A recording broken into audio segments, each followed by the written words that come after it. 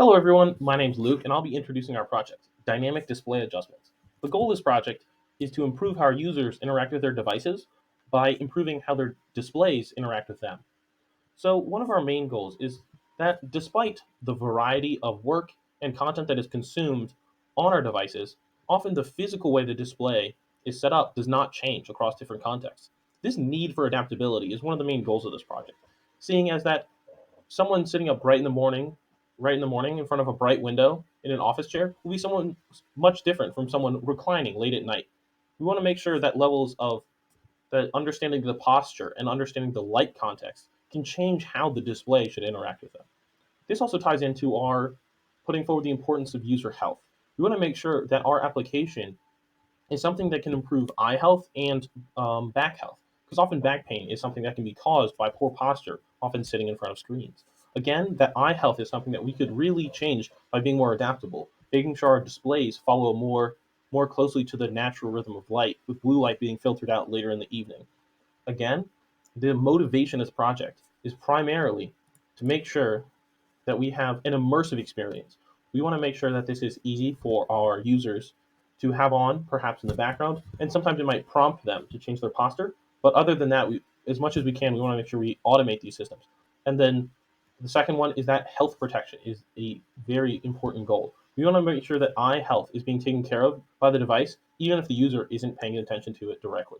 And these are the problems that we've set up for ourselves. So to talk about our solution, we'll have Preeti talk about it next.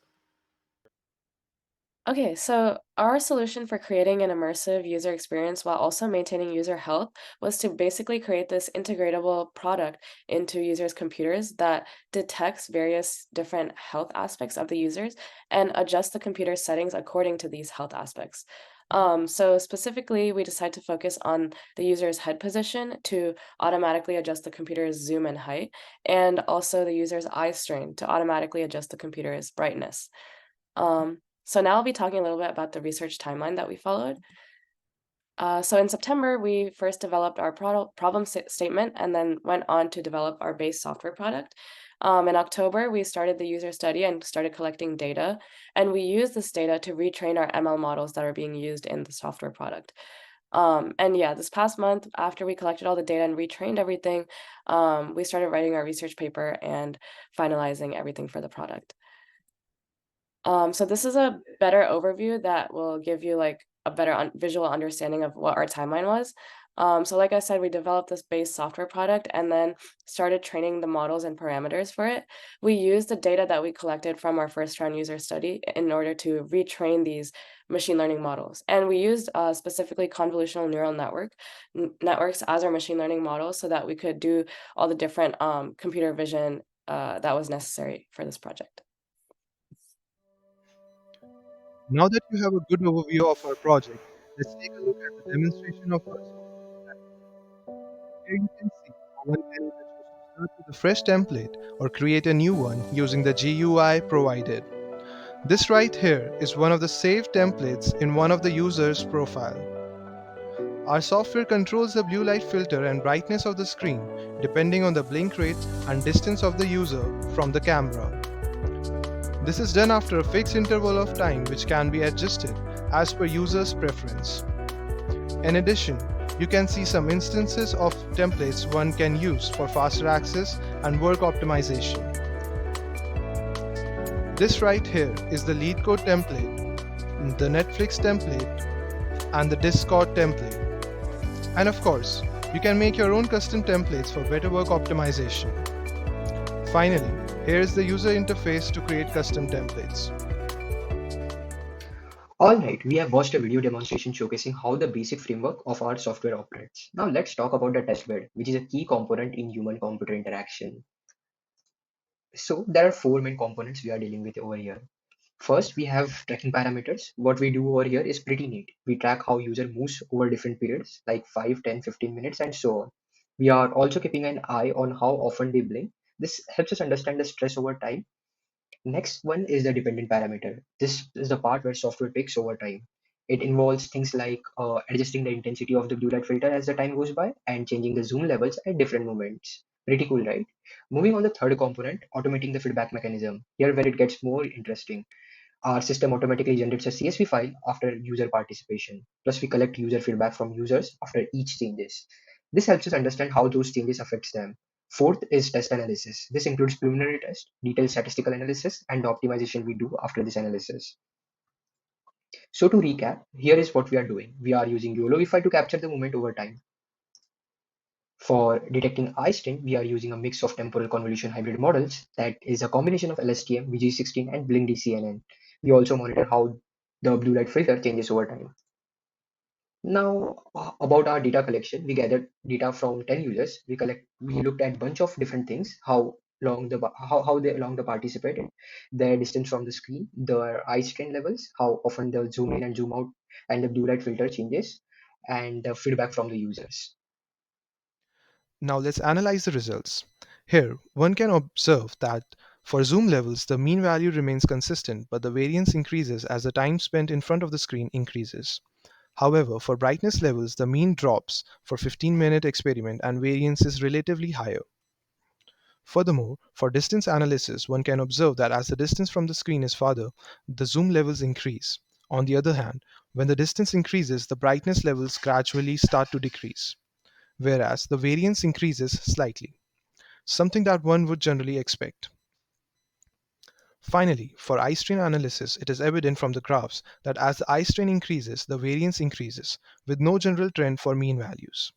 However, the mean brightness level decreases with higher eye strain levels, whereas the variance increases as eye strain increases. Again, something that we expected would happen. Thank you so much for explaining the data and the results to us, Ishan. The next thing that we did was we did statistical analysis using specifically an ANOVA statistical test. And we wanted to look at our two dependent variables and analyze what differences the independent variables played statistically speaking. So for our level, we looked at both distance, time, and our eye strain level. And so that for distance and time, there was no significance under a 0.05 cutoff. But for eye strain with its sample, we got a very low PRF statistic analysis that shows that it would be significant within sample. When comparing across samples such as distance time, distance eye strain, and eye strain and time, we see that there is not any significance associated with it. When looking across all three samples, we also do not see any significance. This was the same pattern we saw with the brightness levels, showing that distance and time against had no difference within the samples, but eye strain level did. And we can see the same thing across all different samples, that there is no difference for brightness levels statistically speaking. We also performed a 2K analysis test and saw that they were all rejected, so the null hypothesis could not be accepted in this case. The next thing that we wanted to do is look at the feedback that we were given. And looking at the different time points in this case, we saw that for smaller times, such as 5 minutes, we got good feedback for both zoom and brightness, but as the time increased, the zoom and the brightness feedback both decreased, meaning that at lower times, we got better analysis. The same thing with the distance, we saw that at closer distances, we got worse feedback, and overall, the distance metric did not provide very great feedback, except for at distance, both brightness and zoom.